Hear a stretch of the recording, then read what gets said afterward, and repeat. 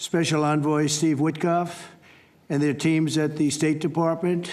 And I see that we have Chris Wright outside and Senator Steve Daines sitting right here. Thank you, Chris. Thank you very much. And Steve, thank you very much. And we have some other wonderful dignitaries, including the dignitaries from your country. But they provided tremendous diplomatic assistance. And Marco, congratulations. It's a big thing. Keep going. He got many jobs. And then, of course, you would say Steve was quite influential. I call him Henry Kissinger who doesn't leak.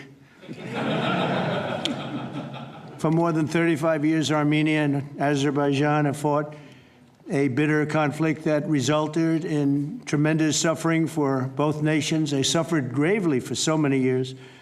Many tried to find a resolution, including the European Union. The Russians worked very hard on it, never happened. Sleepy Joe Biden tried, but you know what happened there. He tried for probably 12 minutes and didn't work out. And many other countries tried, and they were unsuccessful. But with this accord, we've finally succeeded in making peace, and we just left the Oval Office where we signed voluminous documents and very important elements to the agreement. The country of Armenia and Azerbaijan are committing to stop all fighting forever, open up commerce, travel, and diplomatic relations, and respect each other's sovereignty and territorial integrity, so importantly. And I just spent a lot of time with these two men. I think they're going to have a great relationship. You want to know the truth? They didn't see each other that much, but they probably will. I think they're going to have. I think you two are going to have a great relationship. I have no doubt. And if you don't, call me and I'll straighten it out. Okay.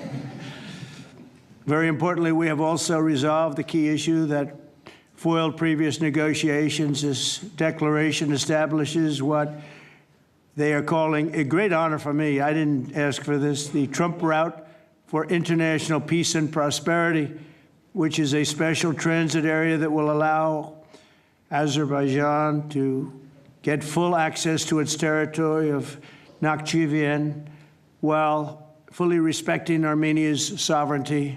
So they're going to be able to really live and work together, and it's amazing. So that's a very important territory, I guess, very special territory to you, and now they work together. Armenia is also creating an exclusive partnership with the United States to develop this corridor, which could extend for up to 99 years. And then they promise in 99 years they'll extend it, right? You'll promise.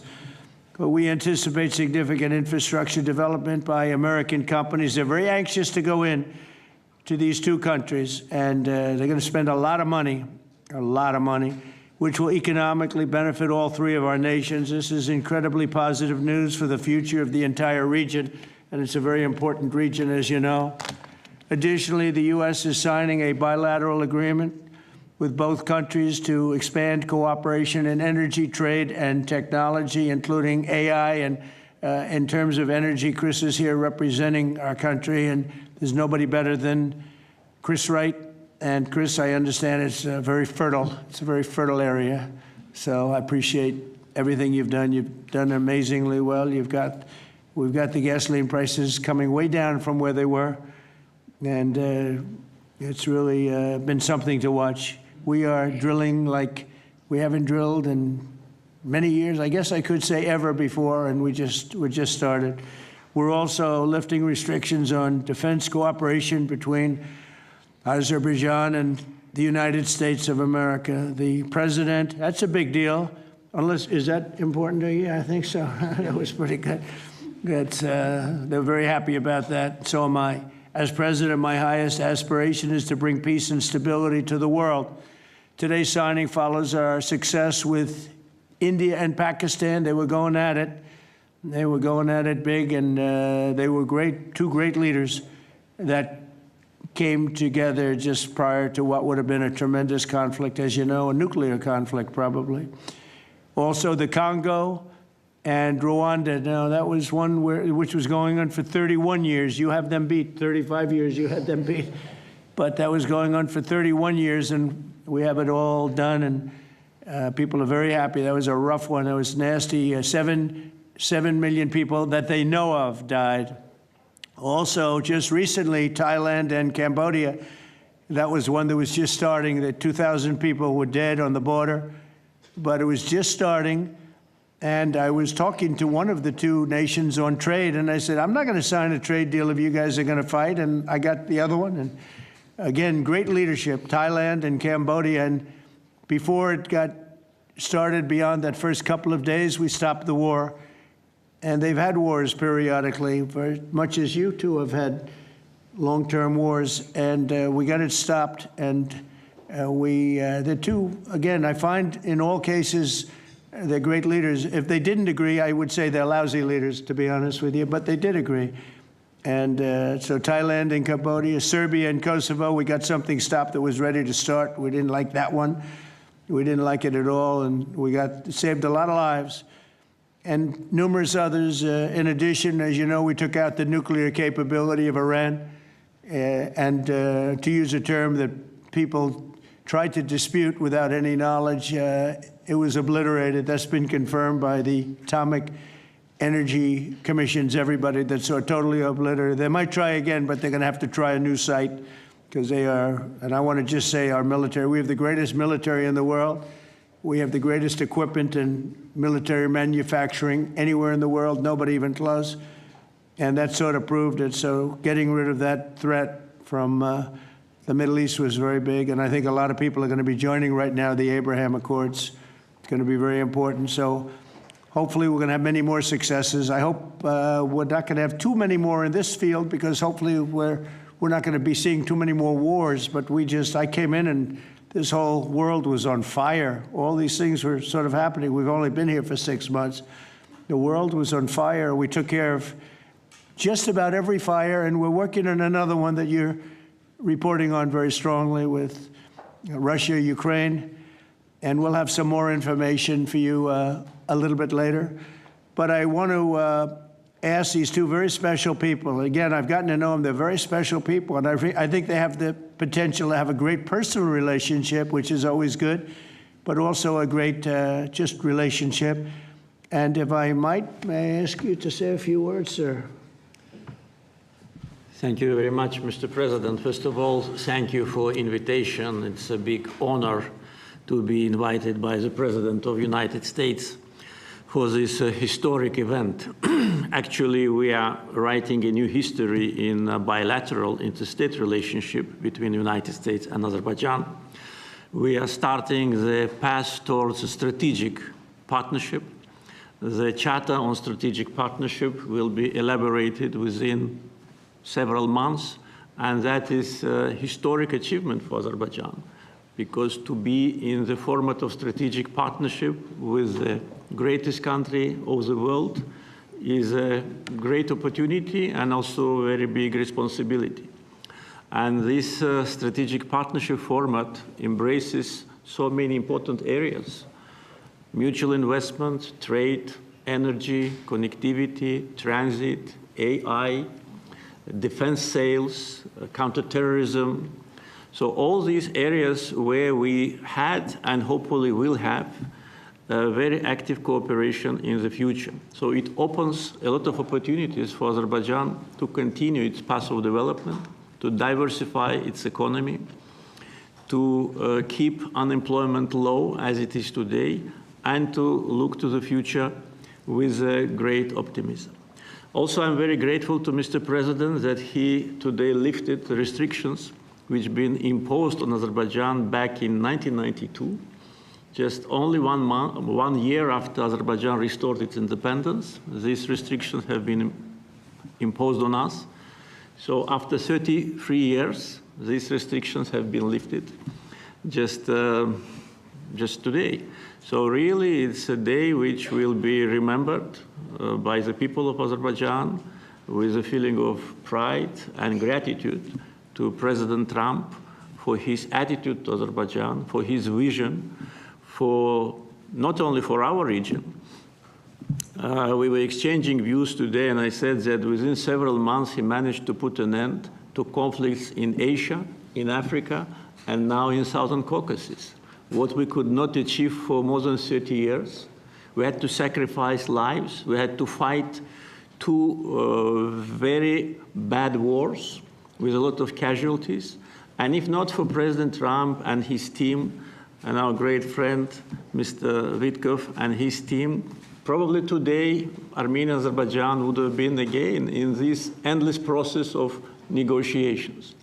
So really, it's a historic day. We are today establishing peace in the Caucasus, which will open great opportunities, not only for our region.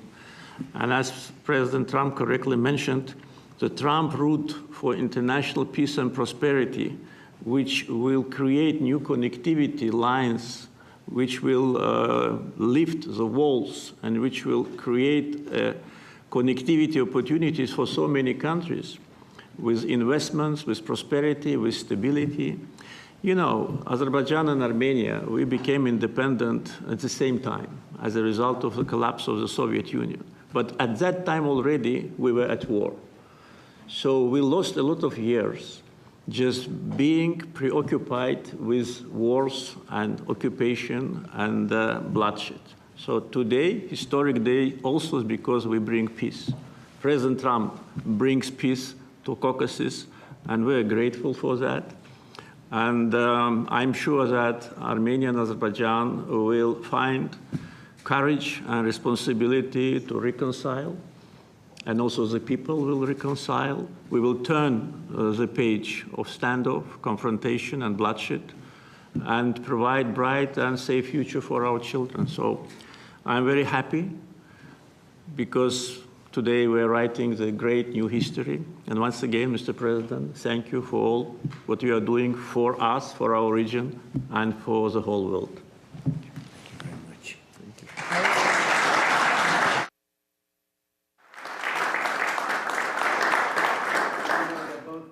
Great leaders. How long have you been in the leadership position?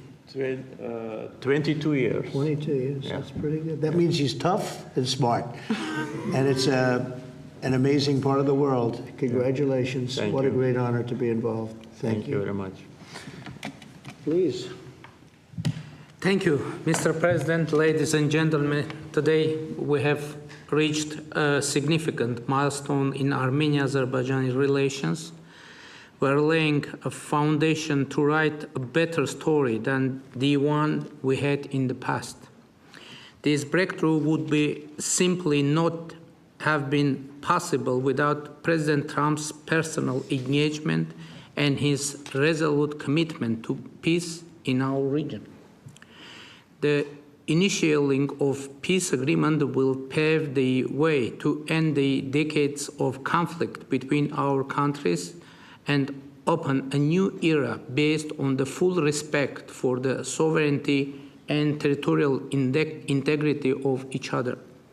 Today's declarations, which President Trump personally will sign as well as witness, gives confidence and assurance that we're opening a chapter of peace, prosperity, security, and economic cooperation in the South Caucasus.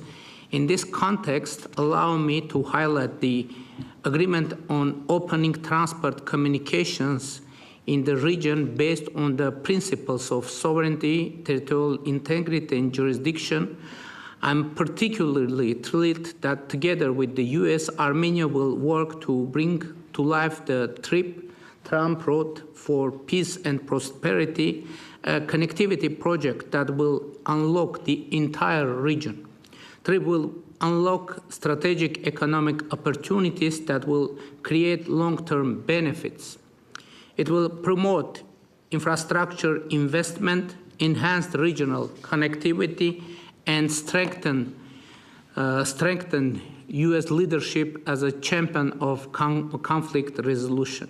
I want to thank President Trump and his team for brokering this game-changing outcome between Armenia and Azerbaijan. This is a great deal we've achieved today. This is a success for our countries and for our region, and a success for the world, because a more peaceful region means a safer world. This is peace through strength in a nutshell. Mr. President, today's great achievement is yet another testimony to your global leadership and your legacy as a statesman and a peacemaker on the world stage. Bringing peace required vision, political courage, and determination. But what is most important is that it requires faith in the cause. As it is said in the Holy Bible, blessed are the peacemakers, for they will be called children of God. May God enlighten this way. Thank you, and my congratulations to all of us, President Aliyev, to you, to all of us, colleagues from Azerbaijan, Armenia, United States, and all the people of our region, all the people of our countries, and my congratulations to the world, because, as I said, it will definitely make the world a better place. Thank you.